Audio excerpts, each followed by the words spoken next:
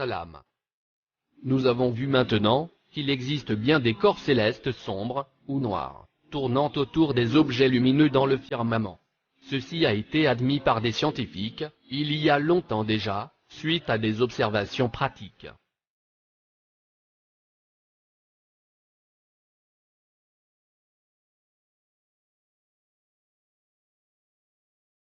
Et même de nos jours, des masses d'évidences ont été accumulées sur ce sujet.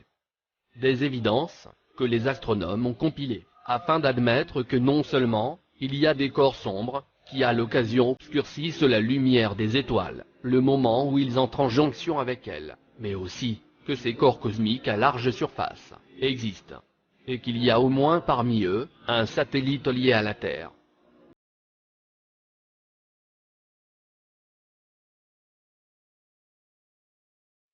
C'est ce genre de satellite sombre, ou non lumineux, qui provoque une éclipse, lorsqu'il passe devant, ou en jonction avec la Lune. Un observateur sur Terre verra alors une éclipse de Lune.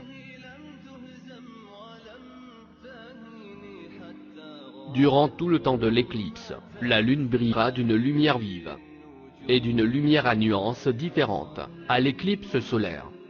Et la lumière de la Lune, comme précédemment cité, décrit un caractère différent de celui du Soleil. Le Soleil et la Lune, toujours au-dessus de la surface de la Terre plane, rendent cette affirmation inévitable. Comme c'est clairement incontestable, que l'éclipse de Lune n'est pas, et ne peut être le fruit d'une ombre, provenant de la Terre. Il est donc logique et nécessaire, de devoir se référer à d'autres facteurs, qui en seraient la cause des éclipses.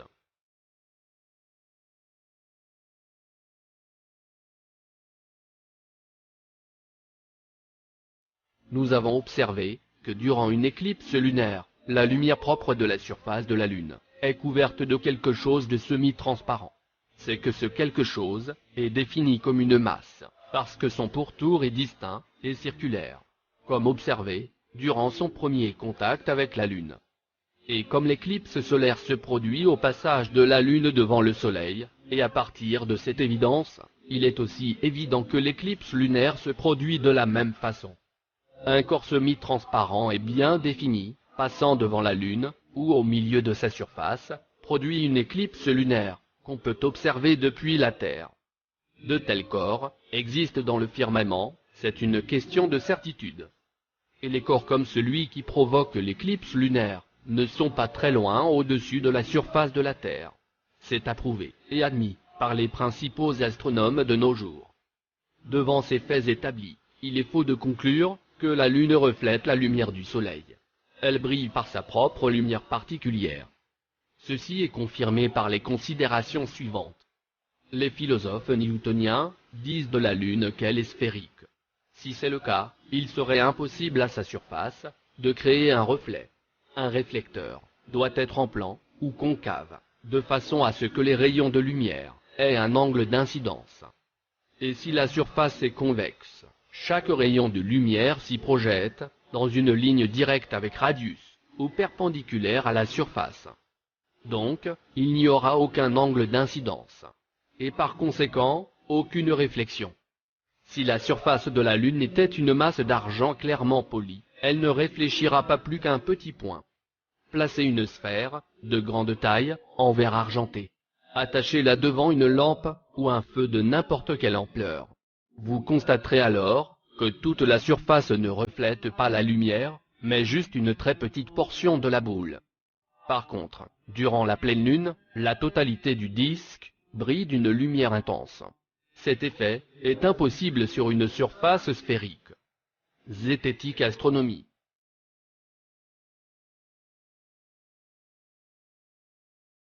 Les lunes invisibles existent dans le firmament. Il y a au moins un corps non lumineux avec une ampleur considérable, qui est attaché comme satellite à cette Terre. L'opinion gagne du terrain sur le fait que plusieurs étoiles fixes sont suivies par un compagnon qui n'émet aucune lumière. J'ai vu des corps opaques tourner autour des étoiles. Ces corps obscurcissent les étoiles quand ils entrent en contact avec elles. Des corps terrestres non lumineux tournent autour des étoiles. Ces dernières ne sont plus visibles à nos yeux pendant un laps de temps. Des corps cosmiques sans lumière se déplacent dans l'espace près de ceux qui nous sont visibles.